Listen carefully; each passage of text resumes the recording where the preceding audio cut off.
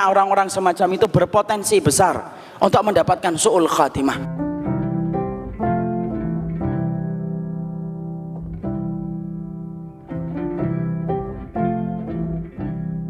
Hari ini kok masih melakukan dosa terus, menikmati setiap dosa-dosa itu. Ya Allah ya Karim, ingatkan kita bahwasanya orang yang selalu kemudian melakukan dosa dan kemaksiatan, maka sesungguhnya orang-orang semacam itu berpotensi besar untuk mendapatkan su'ul khatimah. Antum tahu, orang yang terus melakukan dosa, melakukan kemaksiatan terus menerus dalam kehidupan mereka, maka kalau kemudian dia tidak merespon dengan mendatangi pintu tobat dia kepada Allah, hati-hati ya akhi, su'ul khatimah dekat kepada mereka yang tidak bertobat dan tidak melakukan hijrah. Makanya Ibnu Umar itu berkata, kalau ada orang melakukan dosa, ada orang yang melakukan dosa, maka kalau baru 1 kali, 2 kali dosanya dia kerjakan, Allah tutupi itu dengan satarnya. Allah itu mensifati dirinya dengan kata sattar. Antum tahu artinya sattar? Maha menutupi dosa.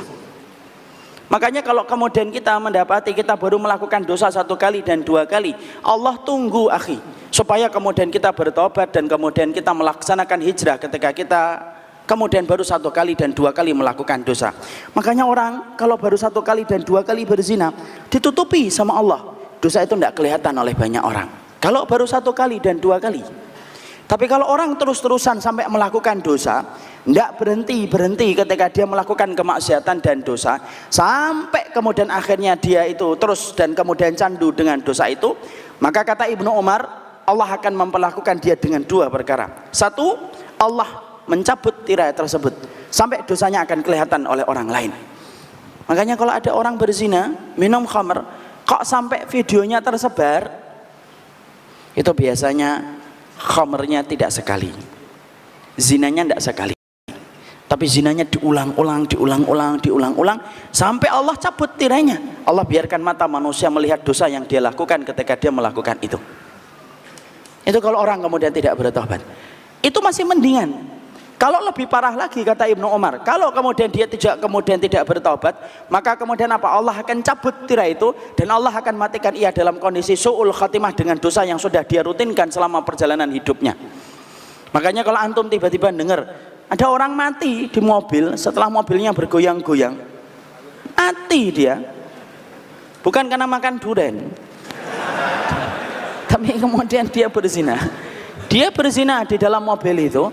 Maka kemudian wallah, walaupun kita tidak boleh menghujat setelah dia meninggal dunia, tapi kalau kita korelasikan perbuatan itu dengan apa yang disampaikan oleh kemudian Ibnu Umar, berarti zinanya bukan sekali, berkali-kali. Sampai kemudian Allah biarkan dia mati membawa dosa tersebut dan membawa kemaksiatan itu. Ada orang yang kemudian minum khamr oplosan sampai mati.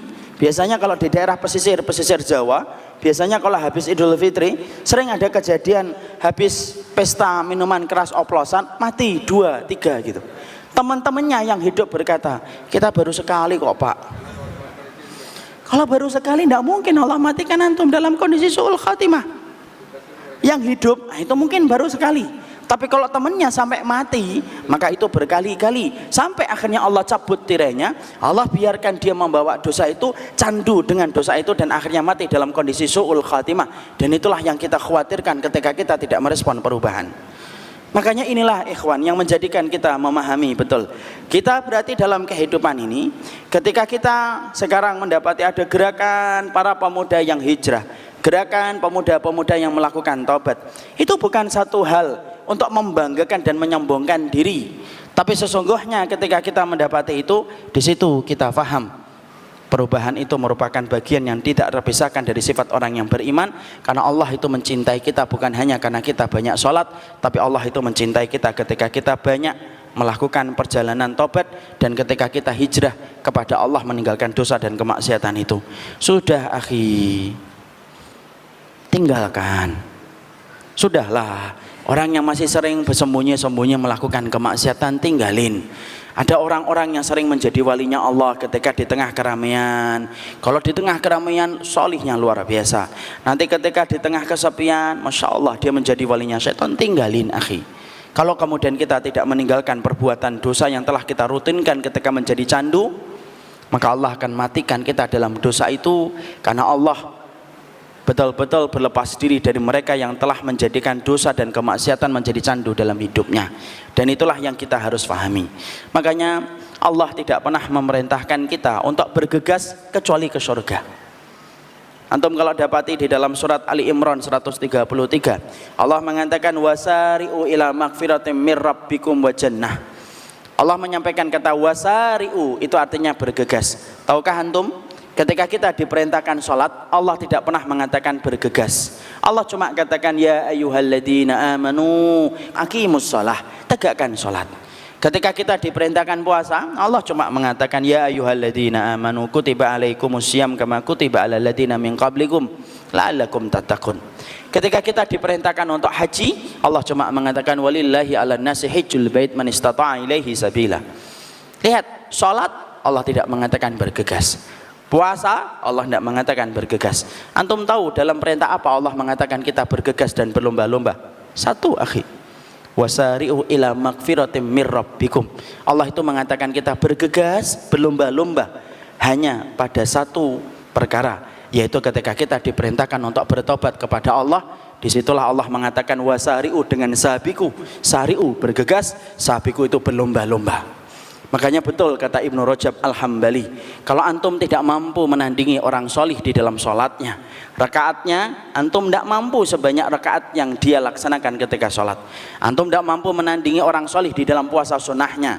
Antum ingin puasa Daud sebagaimana orang solih, antum puasa Senin melewati perempatan jalan, lihat warung makan gemeter langsung, melihat es teh berembun dikit, aduh langsung batal puasanya.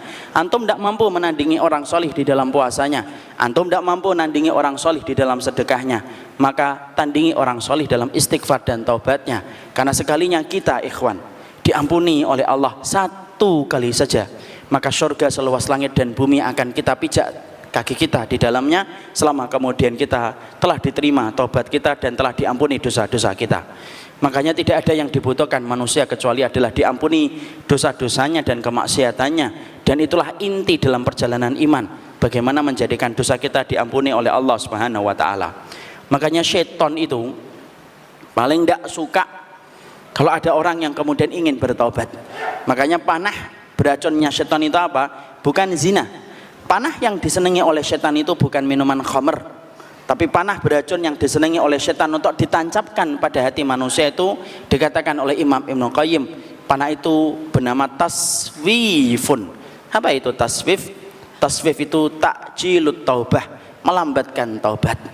Kenapa? Karena orang kalau sudah melambatkan taubat, tidak ada tempatnya kecuali penyesalannya nanti dalam kehidupan di akhirat, kecuali adalah berada di dalam neraka. Makanya kadang-kadang kita suka berkata, mulai besok saya akan berubah, mulai besok saya akan sholat subuh di masjid, mulai besok saya akan sedekah, mulai pekan depan saya akan datang ke masjid Al-Jihad, mulai tahun depan saya akan kemudian tobat. Loh, ternyata dilambat-lambatkan sampai tahun depan datang, sampai ganti presiden mungkin, itu pun juga kemudian dia belum berubah. Maka itulah yang menjadikan kita akhirnya paham, itulah taswif, akhi. Berapa banyak orang yang sering merencanakan taubat dan dia berkata besok pagi saya akan bertaubat, tidaklah datang waktu pagi kecuali dia telah berpindah ke alam kubur ketika dia dimandikan dan dikafani. Hidup terlalu tipis antara hidup dan ajal, ikhwan. Berapa banyak orang yang pakai peci di waktu pagi, yang melepaskan pecinya itu adalah orang lain di waktu duha. Berapa banyak orang yang memasukkan kunci ke motornya di waktu zuhur, tetapi yang melepaskan kunci itu dari motornya adalah orang lain ketika dia bersimbah darah di atas aspal. Berapa banyak orang yang pakai jilbab di waktu sore, tetapi yang melepaskan jilbabnya itu adalah orang lain di waktu malam ketika dia dimandikan. Terlalu berharga ketika tobat itu kita undur-undur, karena sesungguhnya siapapun yang melambatkan tobat berarti dia telah terkena panah asmara dari iblis yang bernama taswif ketika dia tidak mau bertobat dan melakukan hijrah. Di sini kita sepakat.